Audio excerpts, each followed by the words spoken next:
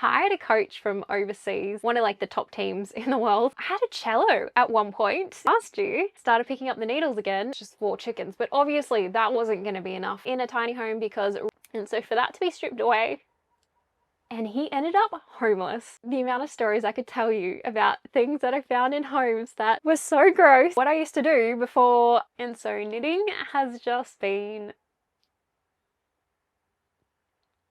everything.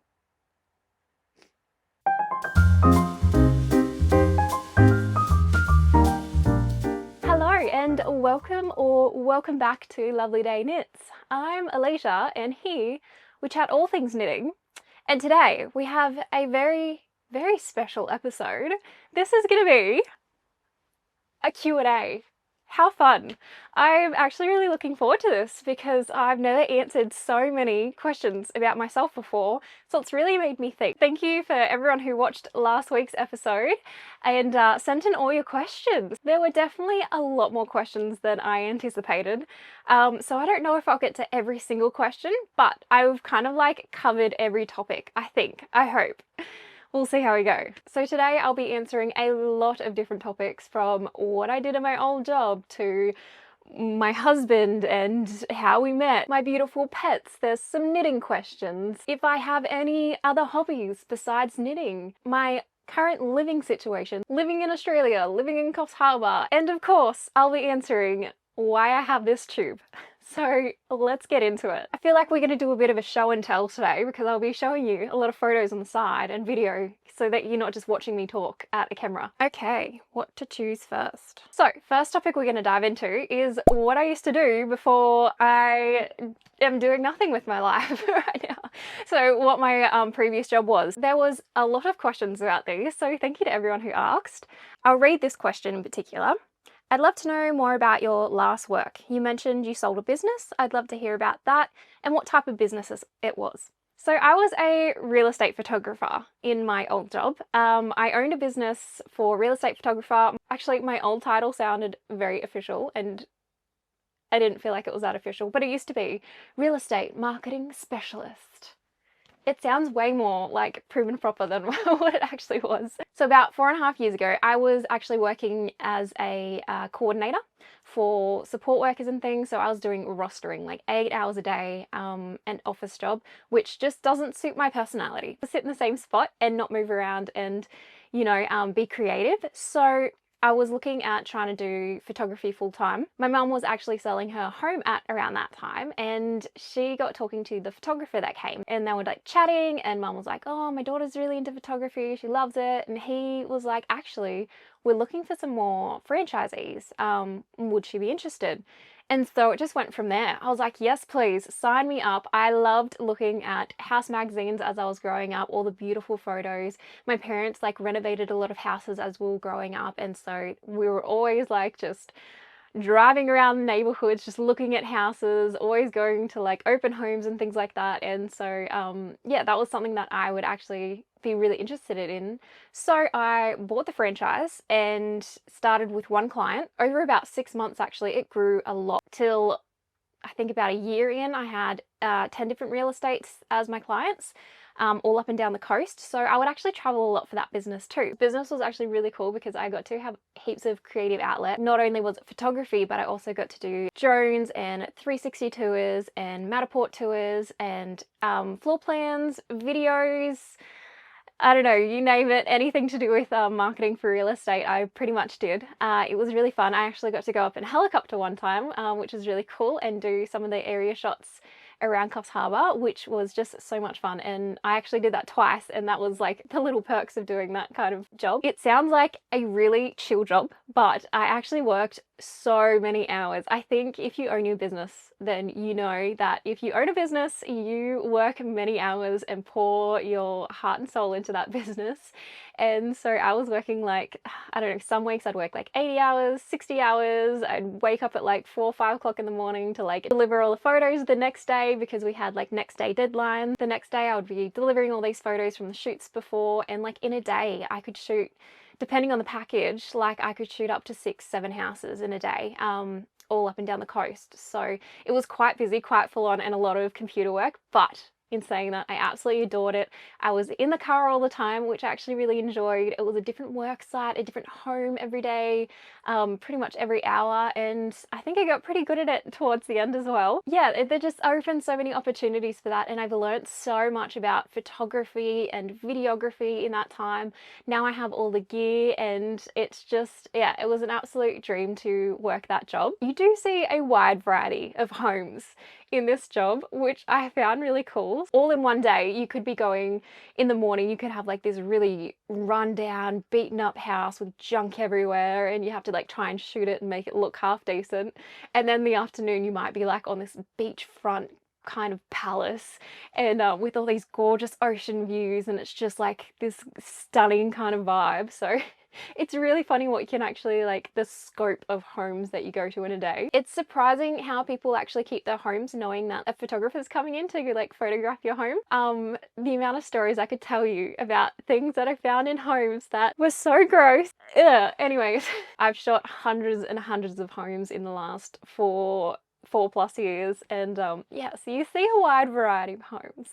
My favorite kind of homes were working with a stylist, and she used to come and like style the homes before I went in. I worked with a holiday place here in Coffs Harbour. Actually, I will link them below because they are actually like the best company to go with if you're looking for a holiday in Coffs Harbour. If you're looking for somewhere to stay that's a little bit luxury, then I highly recommend looking up their website, because they are, one, beautiful humans, and two, the homes that they have on there are just like paradise, like a lot of beachfront homes and things like that. But a lot of fun. I learned a lot, and yeah, bittersweet to sell the business, but we move on to new things. Life presents different things to you sometimes, and you just gotta roll with it. So my real estate chapter is done, but hello, knitting chapter, maybe. We'll see what happens. So keeping in the realm of photography, I got asked a few questions about like the photos that I currently do. So this one says, who is making your photos? Is it you? So yes, I actually do my own photos as well, which is super fun. It's nice to have that creative outlet that I love to do, which is photography. And yeah, I get to like kind of pair it with knitting, because I couldn't ask for anything better than that. So what I normally do is set up the tripod with my camera on it, wherever I want to shoot. I kind of like look for the best lighting. If I'm at my mum's place, which is, she's just got the best lighting no matter where you go. Yeah, I'll just set it up, kind of like get the vibe of what I want, and then I'll connect the camera to my phone, and I can actually control my phone and shoot from my phone, which is just fantastic. So I can see the screen and everything when I've got my phone up. So it is really fun. It is so much quicker and easier when someone is there to at least like press the button. So whenever mum's around, I'll like set up all the camera and the tripod and everything and the lighting, all that kind of fun stuff. And then I'll actually just get her to click the buttons, because so much easier than me trying to do it on my phone. And I can just like smash out, opposed to like taking about an hour or so to do one photo shoot. We can get it done in like 15 minutes. So it makes it a lot easier. If my husband is around, I might get him to take a few photos, because I've kind of showed him how to take photos as well. And yeah, he's actually been pretty good at it as well. So thank you so much for all the compliments on my photos too. I get them a lot, and I really appreciate that, because it's a great hobby and I love it. Okay, so next topic is my amazing, wonderful, incredible love of my life, my husband, my best friend, my everything. He is honestly the most amazing human, and I'm a little biased, it's fine, but he is, sorry. So I got a few questions about my husband and like what he does and everything, but there was this one question that I really wanted to read. It says, can you share the story of how you and your husband met and fell in love? So cute. Yes, I will tell you. That sounds like fun. So we've been married for almost, gosh, nearly 8 years in November actually, which is just wild to me. So we kind of knew of each other. We both went to church, and we both kind of like had churches with like the same name, but I was in Coffs Harbour. He was down in Dubbo. And so I kind of knew of his name from church. It's like, oh, this Clayton guy, I've heard of him before. Hadn't really talked to him, had anything to do with him, but I did see him down. We did like a big conference thing down at Dubbo. So we went down to Dubbo, and I was like, ooh, who's this smoking hot dude over there? He's all right. He's up on stage playing the bass and every other instrument you could possibly dream of, because he's very musical. Plays trumpet too. Crazy. Anyways, so after this conference, I hear that he's moving up to Coffs Harbour. What? So he moves up a little while later and we get to know each other a little bit more. He was living with his friend at the time, and then that living situation actually ended up falling through and he ended up homeless. So my parents, being my parents, had a chat to him one day and were like, "You're living in your car? No, come and live with us. Come on, come right now, this afternoon, tonight, come live with us." When my mother told me, I freaked the heck out because the hottest guy ever in the world of hot guys moving into my house. No, are you serious? He is not allowed to see me with no makeup in the morning and bed hair galore and in my daggy clothes. I was freaking out, but also very excited, freaking out, lots of mixed emotions. So he moves in with us. We get to know each other. We become good friends. We both didn't really have jobs at that point. I was working one day at a chemist. He could only get like a 3-hour shift at Sanity. And so we had a lot of time to spend together. We would just spend all day, every day together. We'd stay up so late. We just became best friends. And I mean, if you're living with each other for a while, you just get to know each other really well. And we just knew very early on that we were the ones for each other, you know? So it wasn't long until we started dating. It was only a few months until he proposed, and the cutest proposal ever. He actually asked me in an Easter egg. He hid the ring in an Easter egg on Easter, and when I cracked into the Easter egg, there was the ring in there, and he went down on one knee. Oh, so cute. And then after that, 7 months later, we were married. And we've been very happily married ever since then. I couldn't ask for a better husband. He takes such good care of me. We get along really well. I think the more years that we've been married, I'm just falling in love with him more and more every single day. Anyways, cute love story. That's how we met. Got married. Still very happy. There was actually another question about my husband. Can we hear about your husband? What does he do? He is actually a carpenter by trade. He's been working as a carpenter for like maybe the last 4.5, 5 years. He's gotten qualified about a year or two ago, and yeah, he's been doing all carpentry things. So actually our whole tiny home has been him and him doing all of his creative carpentry work here. Which leads perfectly into the next topic, which is caravan, tiny living. I had a lot of questions about our living situation and living in a tiny home things. So let's go into that. There was a question here. I'm curious about the living in a small home. I know you said you're living on your parents' land. Are you building or planning on building and living in the small home to save money? Do you enjoy it? So we ended up living in a tiny home because rent is so expensive in Australia, and so is trying to save for a house. Trying to buy a house is almost impossible. So we thought the only option to kind of be able to save for a home was to maybe cut out rent. And my parents had recently bought a farm, maybe like a year prior to when we moved here. They actually have 100 acres here, and said that we could park a caravan on there if we would like. We have this beautiful opportunity. Let's take it while we can. So we searched around for a caravan. We found this amazing one. This one's a 30-foot caravan, so really big for a caravan. And away we went. We took it, parked it here, and then it already actually had a kitchen and some wardrobes and a little shower as well. So that's actually why we picked it, because there wasn't that much work to do. But us being us, we were just going to rip out one cabinet and a few little things and just fix it up a little bit. But the more you ripped out, the more you saw how much mold was in the walls and how rotten the timber was and everything. And so the more we ripped out, the more we were like, okay, I think everything's just gonna have to go. So we ended up gutting the whole thing, shower and all. The shower was gonna stay, but it was so rotted out. It was just disgusting and wasn't gonna last very long. So a very small and minimal spendings on the caravan was our anticipation, and it ended up being a much bigger project than we thought. So we gutted the whole thing, and I'm actually really glad that we did, because now we have it exactly how we want it. It's way more functional and it's prettier too, and yeah, we could just live in it for a lot longer, I think, having it kind of renovated. So that was a fun and also very stressful project. Poor hubby did most of the building. I helped out wherever possible. I was here every day with him as well. I did a lot of the ripping out as well, which was fun at the start. And then, yeah, got really stressful towards the end when nothing was lining up, nothing was fitting, nothing was working. And so you get frustrated.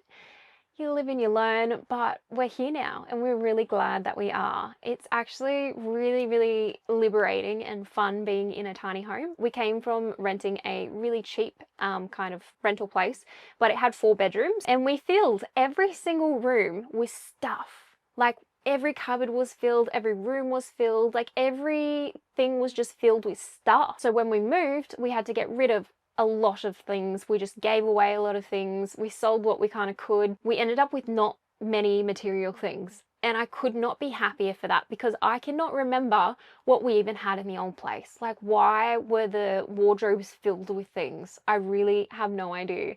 So it's been very liberating, very freeing to actually like size down, not have many things, know exactly what you have, and you know, just be more minimal and more intentional with your things. So everything we own now is in this caravan, and we have a 2x3 shed that my husband built out of just like recycled material. Yeah, it's been really great. I actually love living in a tiny home.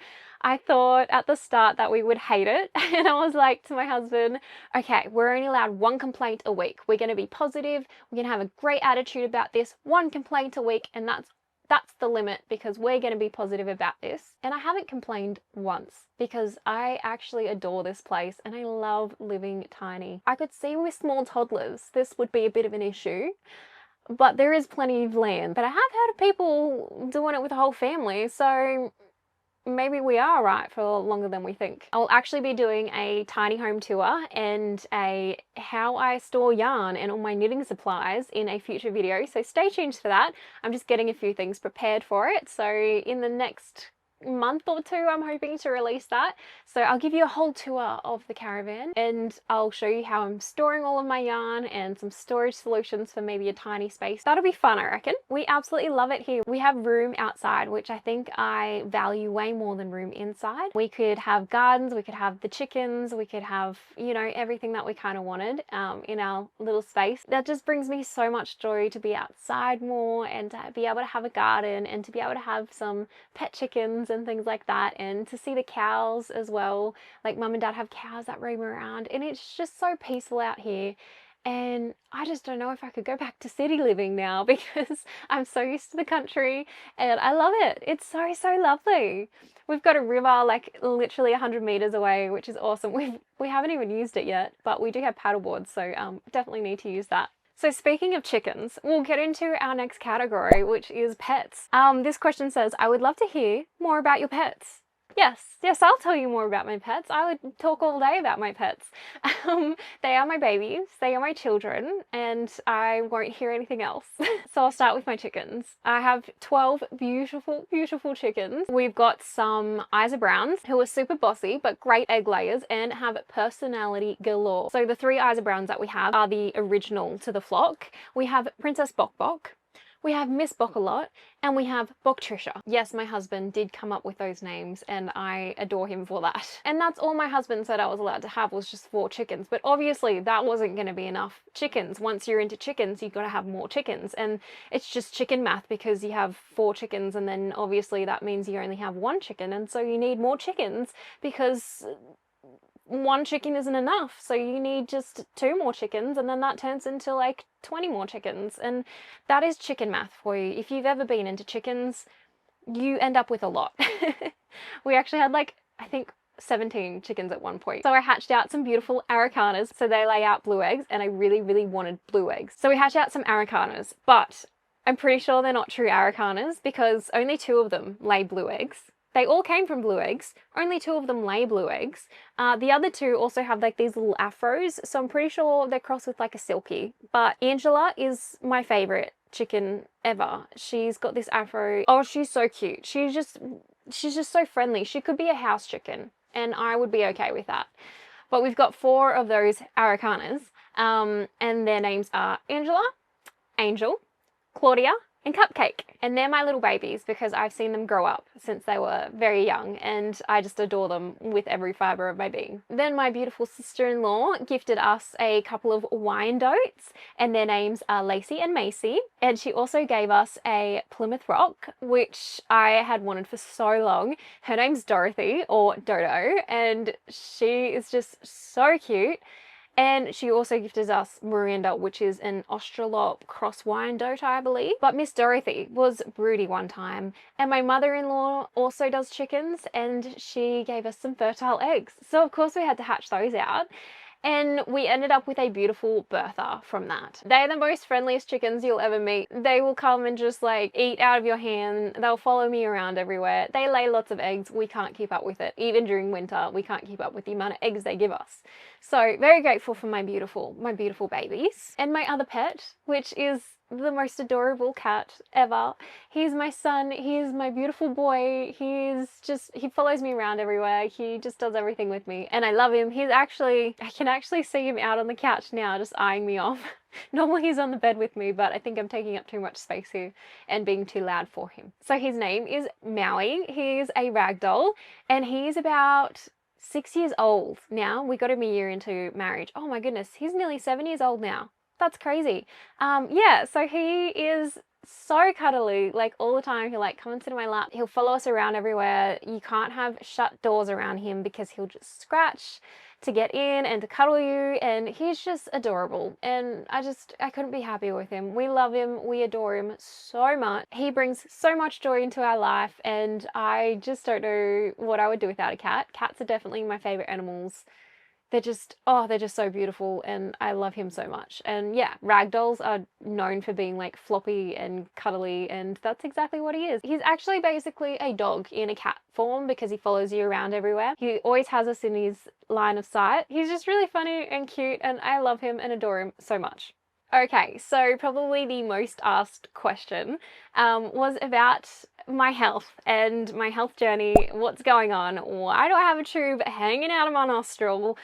I'd love to tell you.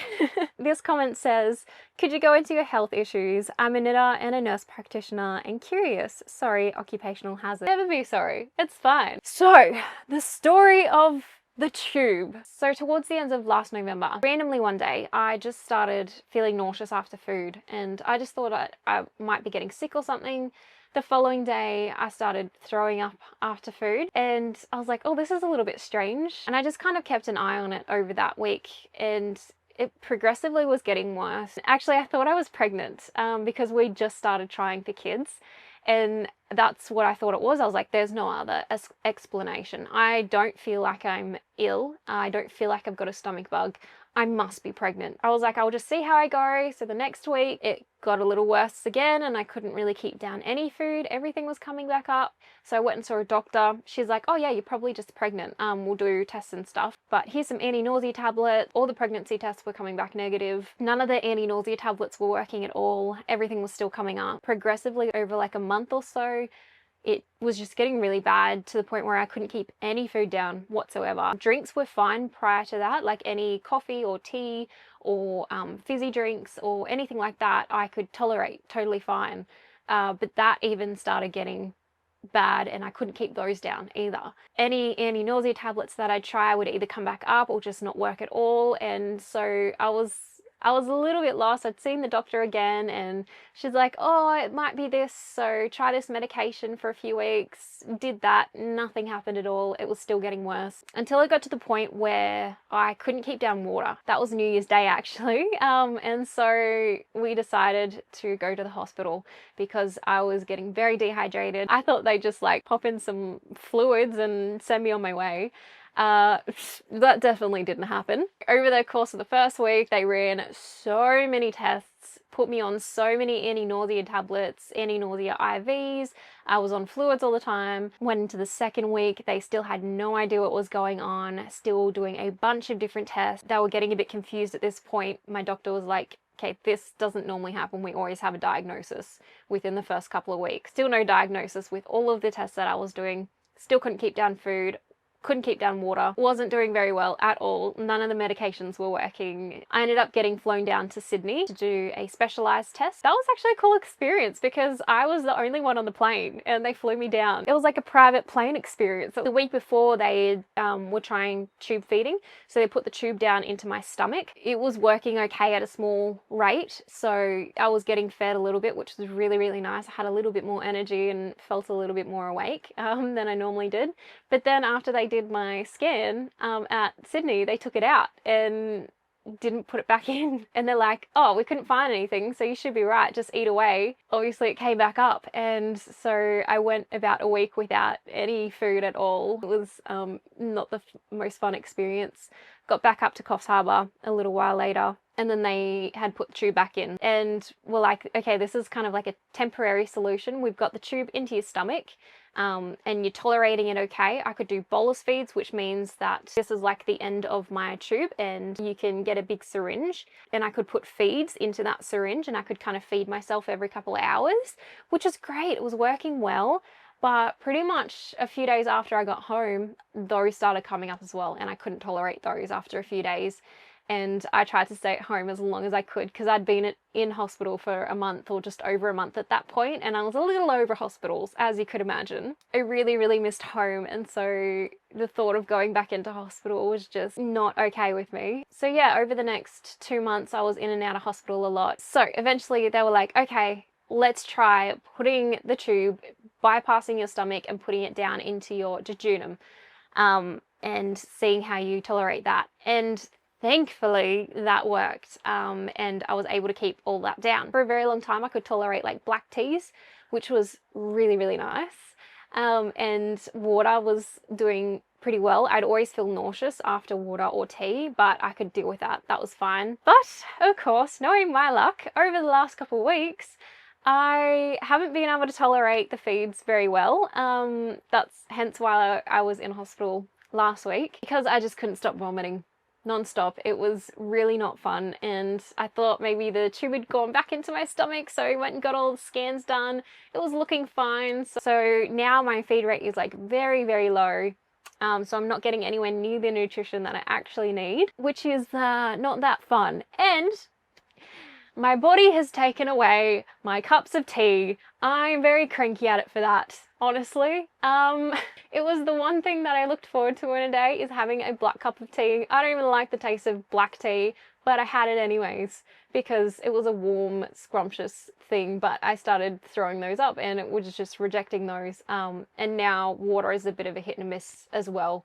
The last couple of weeks, it just hadn't been staying down. But with the lower feed rate at the moment, yesterday and today, I've actually had the first time where I've only thrown up once, which is amazing.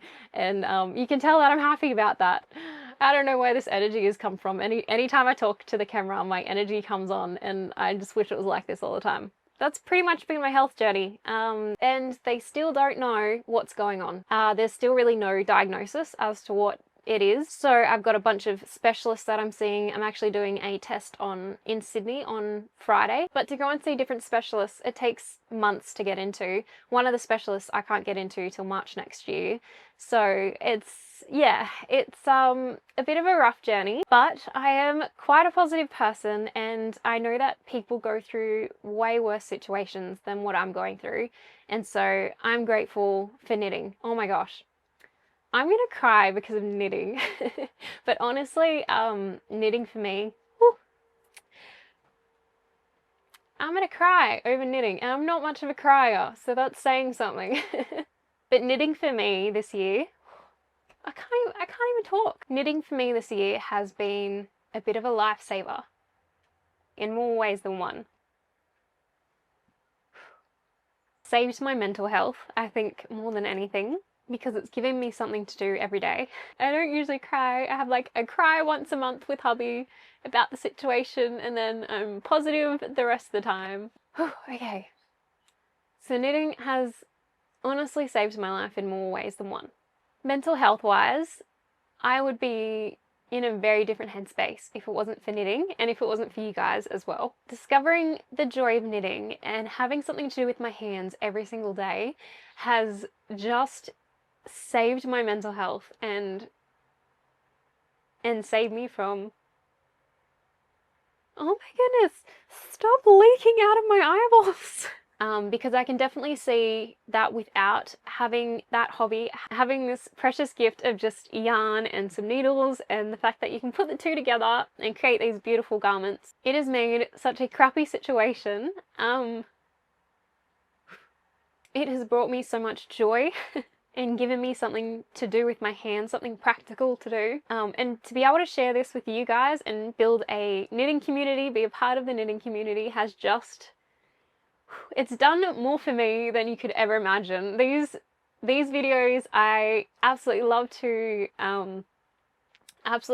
inspire more people to start knitting or to try new things in knitting, because it's done the world of difference for me. It's my meditation.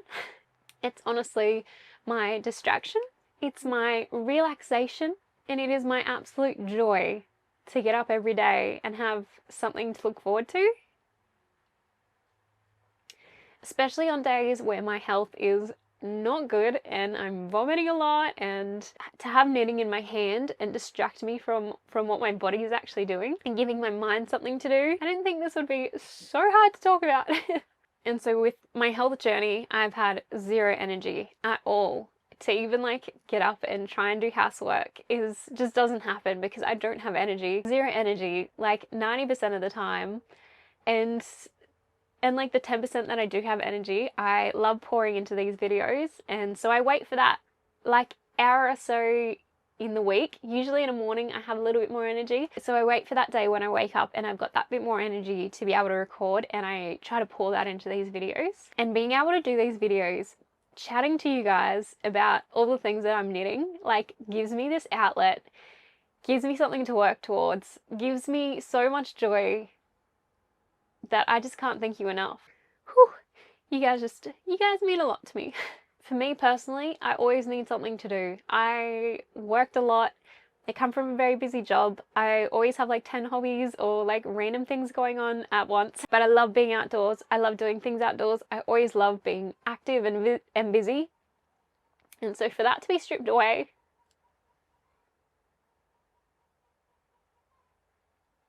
I didn't plan on crying. I'm not a crier. It doesn't happen. And so knitting has just been everything. So thank you so much for being here with me when I cry.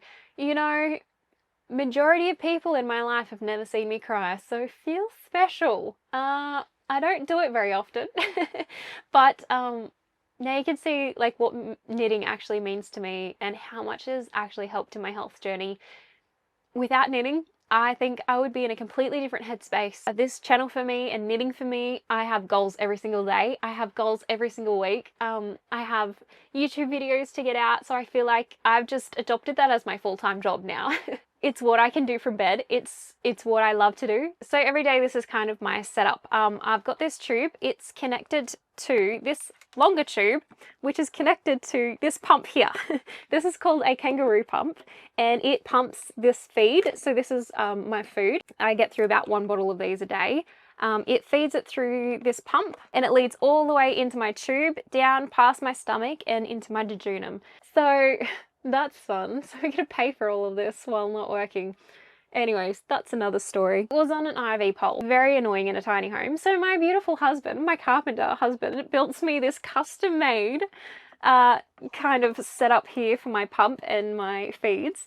And it's just been amazing because I can just chuck it in a backpack, and that way if we go out or something, then I can just like pop it in the backpack and it's ready to go. I'm connected to this pretty much all day. From I wake up somewhere between 2 and 4 in the morning, connect, and then turn it off at about 9 o'clock at night, and then have it off at night because it tends to get clogged and everything. And last time that I had it on overnight, it leaked all over my bed and destroyed my Kindle, which I was not happy about. So maybe in my future podcast videos, if I do get a health update or I do get a diagnosis eventually, I will definitely let you know there. So I hope that answers your question about my health journey. Thank you so much for like asking and caring and wanting to know.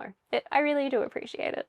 Okay, some nitty questions. This sounds fun. So this question says, I'm a newbie knitter, so I wanted to know, what are your favorite knitting tools and notions? I'm honestly probably not the best person to ask about this because I'm kind of a newer knitter myself. But I would say if you've been doing this craft for more than 6 months, and you know this is something that you really want to do, then I would probably invest into some really good needles, into a really good interchangeable circular needle set. I don't really have any fancy things to show you.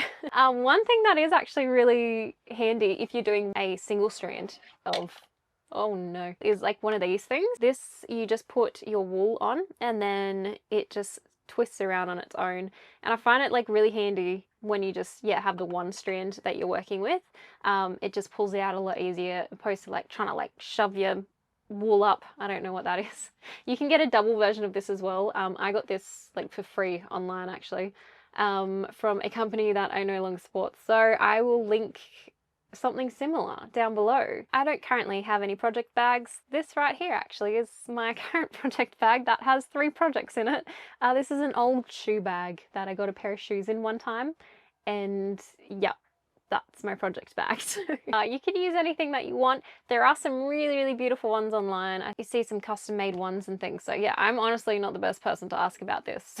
I actually saw a really good video. I can't remember who it was by, but I'll link her YouTube channel down below. Really great on like good needle reviews and good like knitting notions and things. So I'll link that for you because that's going to be more helpful than me blabbering on about things that I don't know anything about. But it is so fabulous that you're knitting, and I encourage you to continue knitting, and I hope you fall in love with it as much as I have. Okay, so this is a question about my knitting journey. When and how did you learn to knit, and what was your first finished object? So I started knitting, it's a bit of a weird journey, I suppose. Mum taught me to knit actually, when I was really little. She's a phenomenal knitter. She's just so crazy fast. She's so good. She can do everything. It's amazing. She is just wonderful. Actually, someone did ask about my mum coming on the podcast, and like maybe if I can convince her to come on the podcast and she can show her like knitting updates as well, I think that would be fun. But she doesn't like being in front of the camera, so I don't know if I'll convince her to do that, but it would be fun if I could. She is a really good knitter, and so when I was younger she used to knit all of us kids clothes and like baby clothes and things like that. She has 5 children, so that's a lot of knitting. I have 4 brothers. I'm the only girl in the family, which is so fun. I'm like second oldest, so I've got an older brother, 3 younger brothers. They're beautiful. They're absolutely awesome. I love my brothers. But yeah, no sisters. So it was just me and mum to girlify the house. She always knitted when I was growing up. I always saw her knitting, and I used to pick up needles apparently and like try and knit along with her. When I was like, I don't know, maybe 7 or 8, she really taught me how to knit, and I'd try to make scarves and blankets and things, but they were so holey and disgusting and I'd give up halfway through. So I wasn't the best knitter and it didn't stick. Like in my early 20s, I'd kind of like pick up the needles, try to remember how to knit, try to knit a scarf. It became like I'd drop stitches everywhere. It was just a disgusting mess and it never stuck until my husband and I were discussing having children, and I was like, oh, I would love to knit a handmade wardrobe for my babies.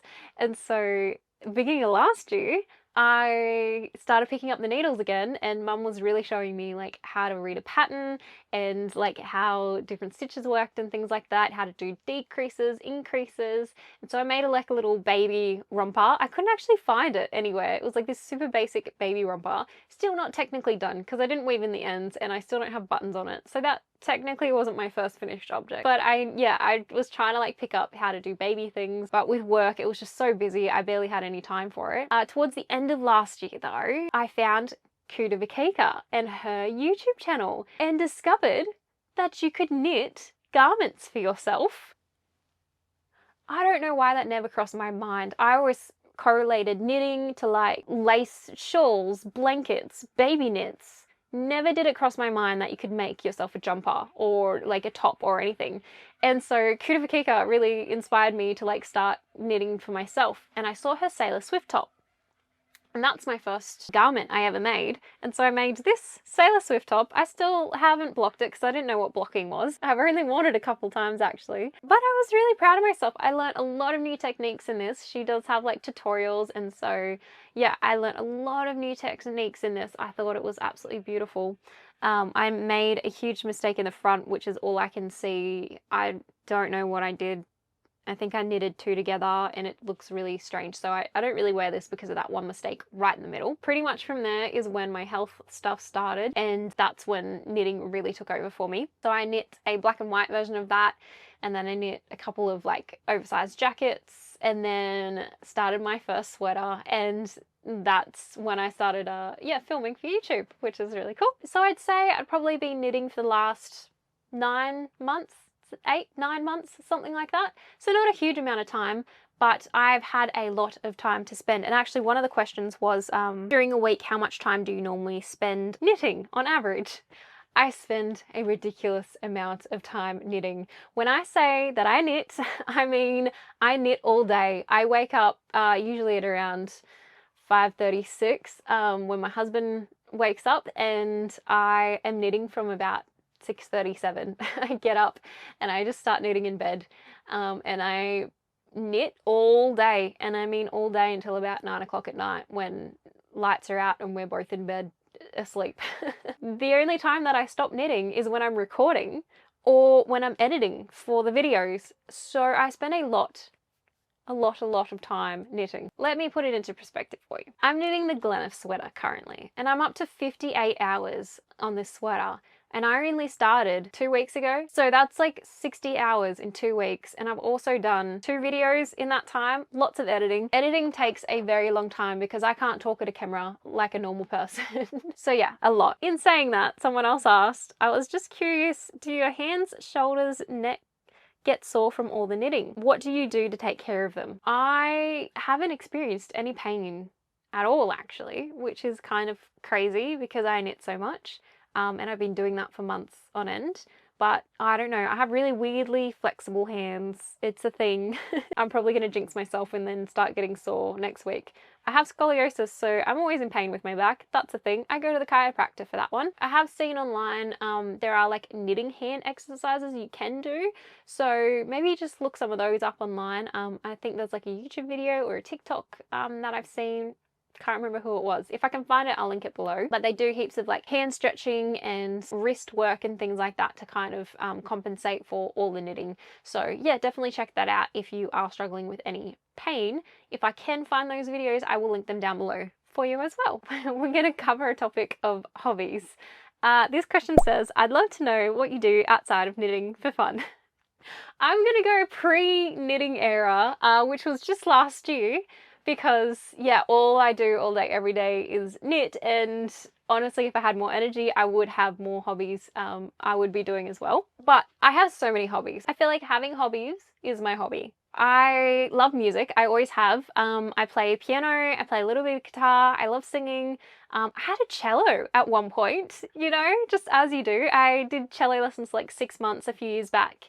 But they got really expensive, and then we had to move into the tiny home. I had nowhere for my cello, so, you know, I love music. Yeah, that was a massive part of my teenage years, is music. Obviously photography, as you know, I take my camera everywhere and I love taking photos of everything. I love gardening. We have like a big garden out here now, which got destroyed with the floods, and we haven't been able to get back out there to fix it. But hopefully this spring, hubby will be able to fix it up and hopefully have a nice flower bed as well as heaps of vegetables, because we're just getting into homesteading and we're like preserving our tomatoes from last year and like doing all of that, homemade pasta. And so we're getting into all of that, and then this happened, and then yeah, one day we'll get back into gardening, which would be really cool. And I also love plants. I was addicted to plants, like indoor house plants. My last place had 150 indoor plants. I knew the scientific name of every single one. I knew the care for every single one. Like I was obsessed with plants, and I still love plants now. I only can't fit as many in this tiny home, so it's not as prevalent. I love reading. I still read anything romantasy. Romance meets fantasy. That's my genre. That's my go-to genre. I do like just romance. One of the questions was, do you listen or watch anything while you knit? And yes, I do actually listen to audiobooks, which is so great. And mostly what I watch is knitting podcasts. Finished the series called Grimm, and that was awesome. And I've just started Supernatural, so that's been really cool too. But I try not to watch too much TV. I try to like just do more knitting or educational stuff, so I might watch some like gardening YouTube or something like that as well. These are some of my favorite books. This one is my favorite book of all time. It's Fourth Wing by Rebecca Yarros. Romantasy. It's coming out as like a TV series in a few years' time, and I adore this. This is top tier. Couldn't get better than this. I absolutely love it. If you're into romantasy and you haven't read this, you need to read it. The Serpent and the Wings of Night is also a romantasy, and up there. I absolutely adore this book. It's like vampires, so much fun. Powerless, absolutely awesome. Love this series. It's kind of like Hunger Games meets fantasy. Superpowers. What more can you want? Trial of the Sun Queen, also top tier. I absolutely love it. The trials in this, anything with trials and like fantasy elements, I adore. So good. And one of my favorite series as well is Blood and Steel. It is just sensational, and I want to reread it already. It's so good. It's so good. I love baking. Baking for my husband is so much fun, and I absolutely love it. I love sewing. I actually have been sewing for many years. I'm not good at it by any means, and I hate using patterns, so I just like draft my own patterns out of clothes that I already like, and they are a bit of a hit and miss. I've got some material, I've got some patterns, so in a few months time when the weather warms up, I'm planning on doing a bunch more sewing, which will be really fun. Pottery is also really fun, and if I had the finances and if I had the strength at the moment, I would be doing pottery. Hubby and I took some lessons for my birthday last year, and it was so much fun. I love being outside, so we've got paddleboards. We love paddleboarding. I love camping, and I love hiking. Anything outdoors, anything adventurous, I absolutely love. For many, many years, I was like really into nutrition, and it doesn't sound like a hobby, but I would research it all the time. And I actually got qualified to be a nutritionist. So I'm actually a qualified nutritionist, which is just silly now because I can't eat food. But yeah, that was actually a major hobby and slash passion of mine, and also gym. I absolutely love the gym. Actually, lifting weights, there is nothing more empowering than lifting weights. It is so much fun. Actually, I got so into the gym for a few years there that I actually participated in a bodybuilding competition, which was just wild. It was so much fun. Just something that was on my bucket list to do. And so I hired a coach from overseas. They were in America, California, I think, one of like the top teams in the world. So yeah, I have a lot of hobbies outside of knitting, but at the moment I can't really do any of them. So knitting is my passion, my everything right now, and will be for like the foreseeable future. But when I do start getting energy and can actually go back to some hobbies, I will be incorporating those again for sure. I had a really fun question. It says, my question is, what is your makeup go-tos? I ask because you look like you have nothing on your face, but you look flawless. Oh, you are so sweet. Thank you so much. Honestly, it's mainly the camera. Honestly and truly, the camera does miracles for, I don't know, whatever it is. I don't tend to wear very much makeup. This is my makeup. This is my current makeup. This is like kind of all I have. I try to use natural products wherever I can. So I've got this, I think this is Eye of Horus. It's like just a concealer. So I usually use that around underneath my eyes because they're always really dark at the moment because I'm always tired. I usually fill in my eyebrows just a little bit. Can't grow hair there very well. I've got some mascara. This is Nude by Nature. Usually whatever eyeliner is cheapest at the store, and I like to put that on. And of course some lip balm. This one's actually really nice. This is Salus Vanilla Lip Balm. Yeah, it's really nice. It's just got olive oil, macadamia oil, beeswax, vanilla in it, so really natural. Thing that I do use on my face every night is this beef tallow. That's literally the only skincare stuff that I use. Basically use water. If I've got makeup on, I will use a cleanser to take it off, and then yeah, this is actually my cousin's brand. She's not selling it anymore, but this is O Tallow. It's just like 100% beef tallow, and if I'm feeling dry, I'll pop it on my skin. That's about it. I used to suffer a lot from lots of pimples and uneven skin tone and things like that, and since I stopped using so many products and literally just use this beef tallow, my skin has cleared up a lot, so that's been really great. And the last category for today is all about Australia and Coffs Harbour, you know, location wise. So one of the questions is, how is knitting in your climate? Do you get a lot of use out of your woolly garments, or is it almost always not cold enough? Well, I do and I don't. So during winter, I could, on most days, honestly, I could probably get away with wearing a t-shirt outside if it's sunshine.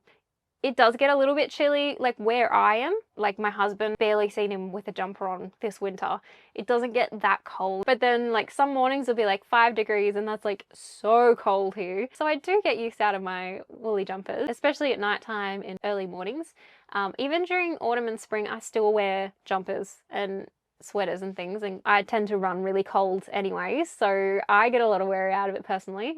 If I knitted a lot for my husband, he would barely wear them because he runs hot. So but yeah, it's still quite warm, so I don't know, it's a really good temperature during winter, I think, where you can wear a jumper or you can wear just a t-shirt. And then someone said, I'd love to learn a bit about Coffs Harbour.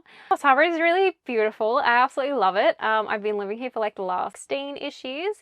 It's really beautiful. It's like right on the coast, on the east coast of Australia. It's kind of like halfway between Brisbane and Sydney. And yeah, it's on the coast, which is really, really lovely. If you drive about an hour inland, you get some form of mountains, which is really nice. It's a really nice place to chill out and visit. The oceans here are really nice to swim in. Someone else asked, how do you like living in Australia? What is your most favourite thing to do there outside of knitting? For someone coming there to visit, what would you recommend they do or see? I want to hug a kangaroo or koala bear. I would love to hug a kangaroo or koala bear too. That sounds like so much fun. I think you can actually do that at some of the zoos. I haven't explored that much of Australia, so I'm probably not the best person to ask. My husband loves Tasmania. He says it is absolutely stunning, so that's probably a recommendation. Apparently the Great Ocean Road is really, really nice, and I do plan on doing a big trip there. I personally love Melbourne as a city, if you're into like city vibes. Brisbane's really nice as well. I personally love the Sunshine Coast the most, and that's been my favourite place in Australia so far. It's just like the beaches there are really pretty, it's really chill vibes. Like if you just are looking for a relaxed time, then totally go check that out. Australia is also really good for like camping by rivers and everything. So camping and hiking, it's such a massive country. I've already explored a little bit of it, so that would kind of be my recommendation. And definitely go find a place that you can hug a kangaroo and a koala bear. So cute. I will actually be in Sydney when this releases, so if I don't get to your comments straight away, then I do apologise, but yeah, I love reading them. Thank you so much for joining me on today's very fun video. If you're looking for something else to watch right now, then you could probably check out this video. I reckon you probably like it. I've got some new June releases coming out next week, so make sure you stay tuned for that one, as well as many more knitting podcasts, vlogs, and inspiration to come. Thanks so much again for joining me, and I hope you have a lovely day.